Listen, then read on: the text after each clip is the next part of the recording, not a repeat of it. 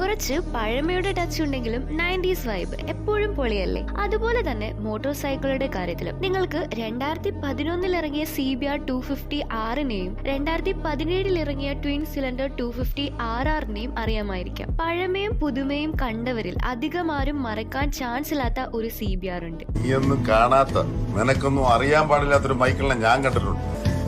പണ്ട് പൈലിച്ചേട്ടായ കോച്ചേരിക്കാര് പടുത്തപ്പോ ലോ കോളേജിൽ നിന്ന് വന്ന മൈക്കിളിനെ.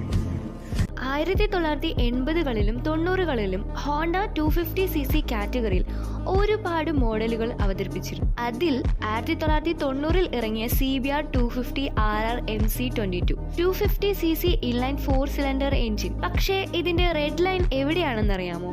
19,000 RPM. ഒരു F1 കാറിന്റെ അലർച്ച, 250 സെഗ്മെന്റിലെ കിങ്, ഒരു ബഹളം, ഒരു വികാരം. ടോപ്പ് സ്പീഡ് ഏകദേശം 180 km/h. അന്നത്തെ എക്സ്ചേഞ്ച് റേറ്റ് വെച്ച് നോക്കുമ്പോൾ ഇതിന് ഇന്ത്യയിൽ ഏകദേശം 75,000 രൂപയുടെ അടുത്ത് വരും.